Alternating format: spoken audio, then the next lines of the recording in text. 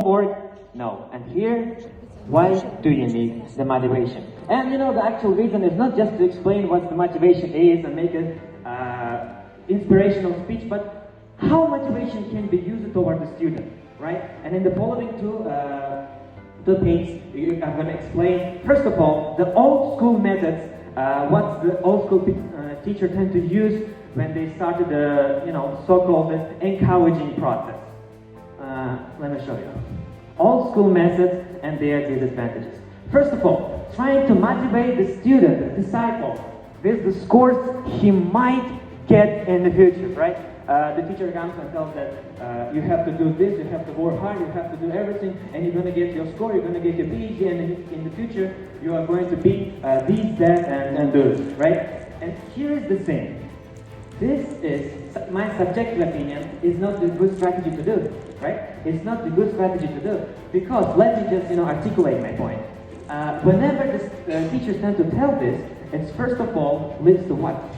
That the student is going to work only for the scores, only for the diploma, for that thing, right? That's the thing. Every time when they're trying to encourage them to get the score, they always try to push them to get all of these numbers. And there, the student doesn't learn how to get knowledge and experience. The person learns how to get the numbers on a piece of paper. That's the first strategy, I suppose, personally, is not that idea. And the second old school method which I found out is making him being afraid of the scores or being failed on exams,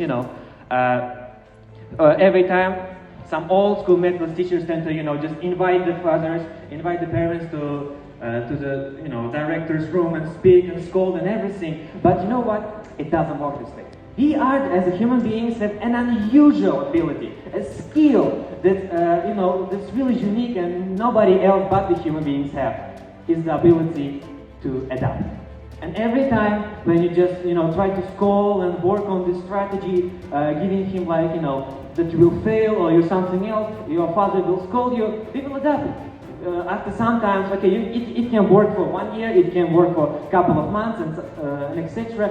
But we will adapt, and it will never work again. And that's the thing. And now you will end up being angry, not uncontrollable student. Yeah, that's the thing. And giving him false promises. All the time, the old school method, like back in 1980s, 2000s, 1990s, teachers tend to give him a lot of false promises. And to be honest, the third one is interconnected with the second and the first point I just mentioned.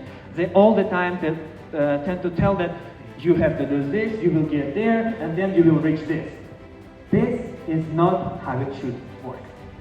The fourth one of the my favorite ones, to be honest, comparing the student with the other one.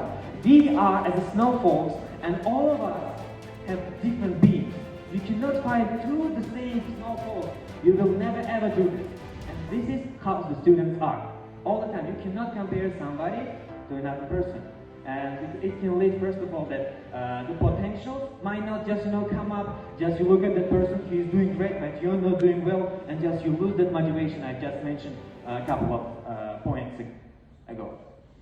So, and I just mentioned the old school strategies, which I think that are not that good to use while teaching somebody, right? And here, what I advise to do.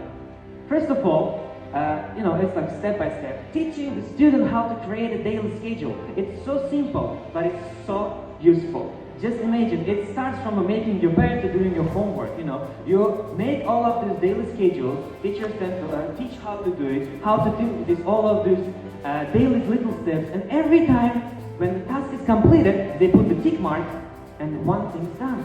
It's like little accomplishments lead to big wins. That's what I think that is the good strategy, is the good way of teaching, of encouraging and motivating the student. The second thing, step by step, teaching on how to manage time and use it effectively. Hopefully, you've got this lesson, and I'm really proud and I'm really hard working on this, trying to help, trying to work on this, learn this, and it's really important. And first, it's actually all the steps are connected with, with each other, going on the decreasing